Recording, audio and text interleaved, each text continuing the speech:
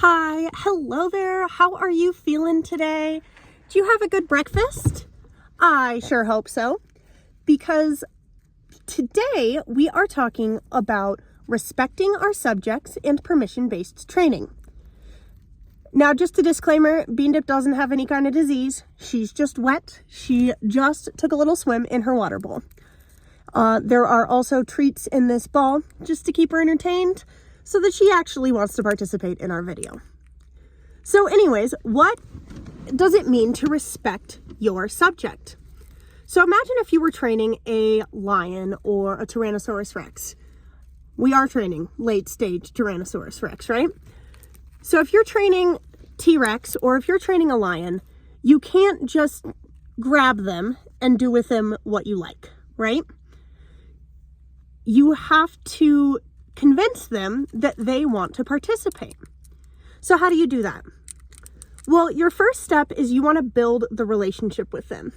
Make sure that they know that hanging out with you is fun. It means they get to use their brain, they're entertained, and they get treats, right? So the way that you're going to do this is by training when you interact with them. Step up is a command. You know, as you're getting them on your finger, offer that finger. She doesn't want to step up right now. She knows she's got treats over here. But you're going to offer that finger. If they step up, you're going to give them a treat.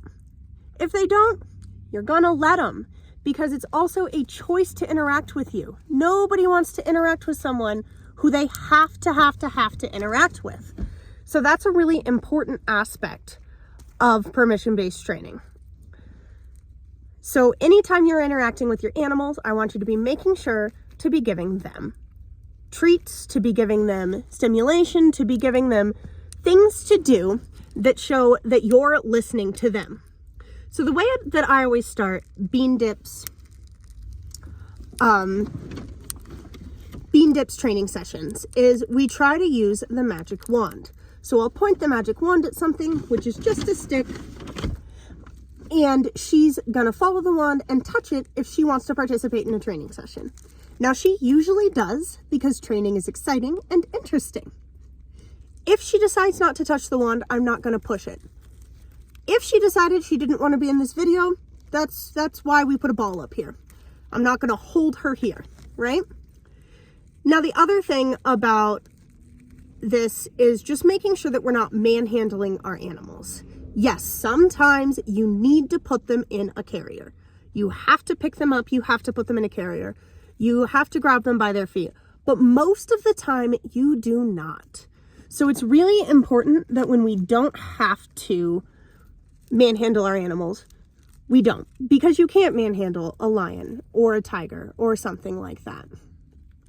So let's talk about this with animals that aren't birds. How do we foster a permission-based training environment with animals that aren't birds, like people? So first, we're going to try to give a couple choices if we're dealing with people.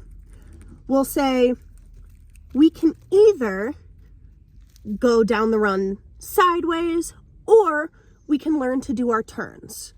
We can either play red light, green light, or duck, duck, goose. With our dogs, what we might do is we might ask them to come over, or wait until they come over and kind of show that they're excited to train before we give them a trick. And if they show that they're not interested, where'd that go? If they show that they're not interested, then we don't need to force them to participate. How else can this kind of thing look with birds and dogs and other animals?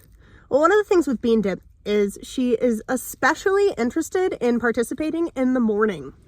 So I tailor her training sessions to be pretty much exclusively before noon, because that's when she wants to chill. That's when she wants to do all her little tricks. That's when she wants to show me her pose. That's when she wants to do everything that she wants to do.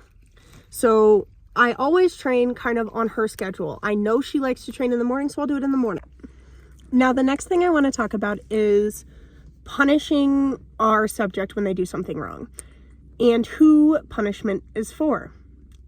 Now, maybe it feels really good to you to yell at your kid for doing something they shouldn't have, or to like, you know, stick your dog's face in the pee spot that they just left on the carpet. That might feel really good to you, but it doesn't work.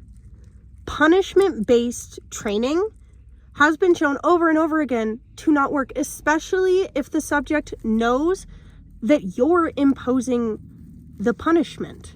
If you weren't there, the punishment wouldn't happen. So it's important to remember that we want to positively reinforce behaviors we like, but we don't want to not negatively reinforce. Let's say, like, we don't want to punish our subjects. Now, there's a difference between punishment and natural consequences. Natural consequences is something like your kid takes off their glove and sticks their hand in the snow. Discovers that that hurts, the snow is cold. That's a natural consequence. You can allow your kid to make their choice to take their glove off, and without punishing them, they are going to learn that sucks. Don't do that.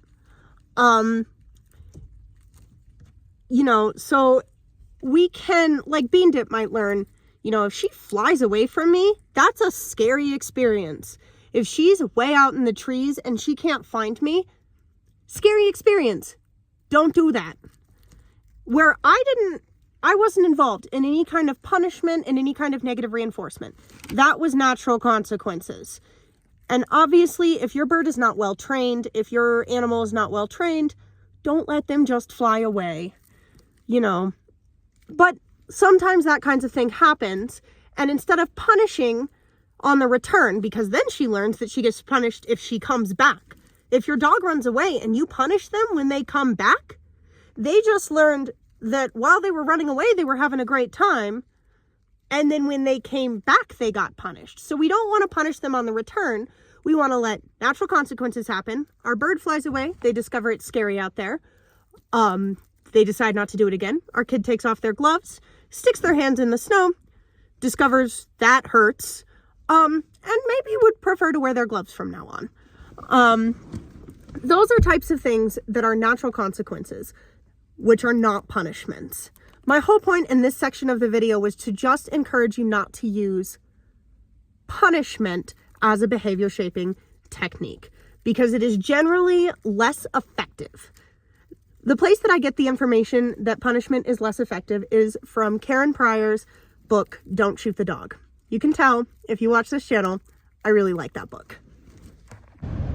Now, the last part of this video, I just want to say that you're not smarter than your subject. You might be smarter in different ways. I can ski. My students can't. I know what I want my bird to do. She doesn't know yet. But I can't fly.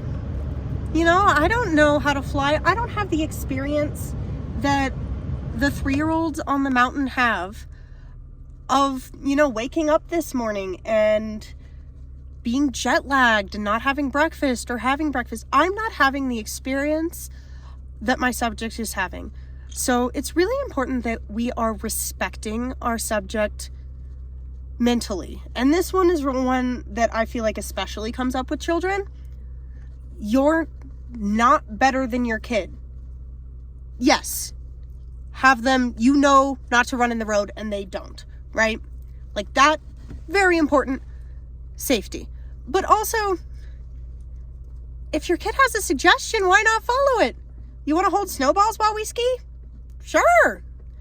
I mean, okay, maybe that doesn't work so well, you know? But it's important that we think of everyone as involved in the teaching process, not just you. Bean Dip teaches me all kinds of things, right? Everyone is involved. It's not a totally one-way street. So just making sure that you're absorbing the information that your subject is giving you as much as you want them to absorb the information that you're giving them. And that's going to be the end of it today. Go have something nice. Go have a cookie. Oh my gosh, I've been eating brown butter cookies. They're so good. You don't understand. stand. Ooh, I'm gonna have some tonight. Have something good for dinner and have a great rest of your day. Sleep well. Thank you for watching. Bye-bye.